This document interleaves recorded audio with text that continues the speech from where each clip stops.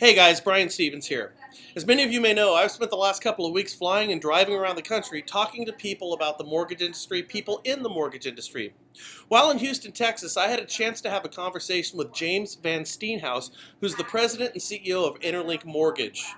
Amongst other things, James last year on a hunting expedition was actually mauled by a grizzly bear. And yes, these are the actual pictures.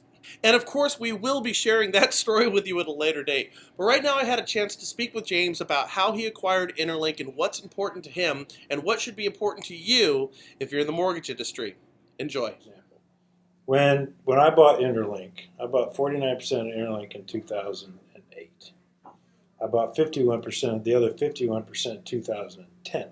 That was during the height of the meltdown, right? So if you went to a bank asking to borrow a few $1 million in 2008, they kind of looked at you a little like you're nuts. Like you're freaking crazy, right? And then if you want to buy a mortgage company, they look at you like you're extra crazy, right? So I went to the big banks, and they're like, "Are you out of your skull?" So I went to a small bank in Houston, Green Bank, and found a loan officer. His name was Chad Bowser. And sat down with Chad and showed him what our business was about, what we're doing. At the end of the day, he believed in the business plan. The company was somewhat profitable. We weren't doing a huge amount of business back then. But he got out a sheet of paper. He drew a T on it. He said, needs, wants. He says, our bank is willing to lend you the money. You go home and you sit down with your wife because your needs plus your wants equals all the money that you spend. Would you agree with that, Jim? I said, yeah, absolutely. He says, you go home and you put your needs on one side, your wants on the other. I said, great. I went home. I said, Liz, we got the loan. All we got to do is this little exercise here. So we did it. Went back to the bank, showed him the sheet of paper. He said, fantastic. He took a pen and he went up to all of our wants and put a big X through it. He said, until you pay me back, you live on your needs and none of your wants. He says, you get quarterly statements on that because your want money comes to me first. Now you go home and you think about whether or not you want to make that commitment. I'm like, wow, maybe we don't have this loan. So we went home and we were thinking about that. Prayed about it. We said, we'll do it. Went back to the bank. We did it. Fast forward to 2010 when I had the opportunity to buy the other 51%. What do banks like to see? If you loan me money and now I'm going to you to borrow money from you, you want to see whose documents? You want to see their documents. So now I'm over at Integrity Bank working with Charlie Phillips and he pulls out this sheet of paper. He says, what's this? So I went through the story. He's like, man, I like that. We're going to do that too. I said, well, fantastic. So fast forward now to 2012. We paid the banks off. I still had a roof over my head. The business is going through the roof. People are joining our organization. They believe in the culture, the environment, the value proposition. Things are going fantastic. You know what freaked my wife and I out? Throwing all that want money back in the bucket. Because the deals now with the banks, they're like, you do whatever you want with the want money. So we sat down, we prayed about it. My relationship with my wife got better. I still had a roof. I still had plenty of food. I still got a fat ring. Nothing. I wasn't missing anything. The want bucket is an abyss. We think we have all these wants, but the truth of the matter is we don't need them. And when that came back to us, the relationship I had with my wife, the relationship I had with my kids, the relationship spiritually that her and I both took to the next level.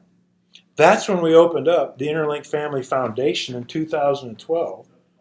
The company's 501c3 company, and we continually put all that want money into the foundation, and now we spread it out over the 22 states that we do business with. What's like examples of want money that somebody's watching this? It's your discretionary income. How many times are you going out to eat dinner?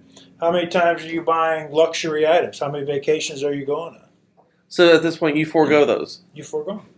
I mean, I still go on vacations with my wife, but I don't do the abysmal. How many times are you buying jewelry? Right. Or you have a habit of buying new cars every 2 months? Have you got to chase something shiny? Right. Do you have to have a new pair of skis every year and go skiing 5 times a year?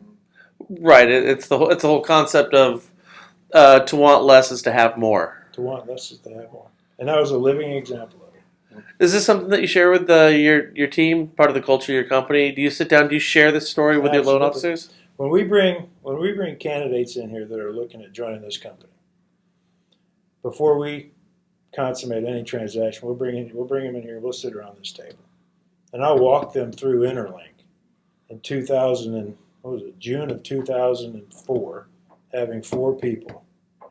And then today we've got over 450.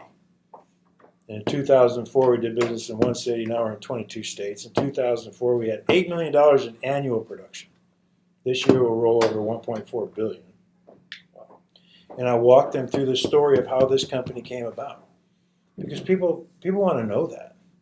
You know, most companies just talk about what the company's all about, but there are people behind the organization. If they can grab onto the people, if there's something about you and the way that you run your business and the things and the decisions that you've made that resonate with me, I'm in. So we started recording here mid-sentence, and I wish we would have got the first half. But we started this with you talking about balance in loan officer production.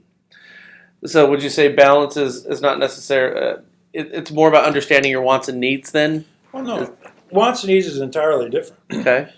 When companies sit down and they do goals with their employees, what kind of goals do they do? Production. Or you call them business goals. Sure. So companies, when they sit down with employees, they sit down and they say, okay, everybody put together their what goals this year? Business goals. Your business goals. Okay. When's the last time you sat down with one of your employees and says, look, it takes 2 to tango. You've got a business life, and you guys have children. You've got a personal life. Great. What are you going to accomplish on the business side? Then tell me what you're going to do on your personal side. Your personal goals don't necessarily have to be something that requires money. I mean, that would be a small portion of it. Look, your personal goal could be staying at home and reading 5 books. Right. Running a marathon. You know, getting closer with your family. Just it could be anything. But goals are about putting them down and holding yourself accountable to get it done. And people sometimes don't want to hear all of what they need to do better. But those are the people that will stay flatline on you forever. They don't tell me what I'm doing right. Tell me what I can do better. We already know we're doing right? Nobody needs to tell you you're good looking. You already know that, right? So tell me what I need to do better. Sure. You good looking? I get it all the time. I get mistaken for being George Clooney all the time. Clearly, my magnetism has affected you too, and I'm not surprised. Okay.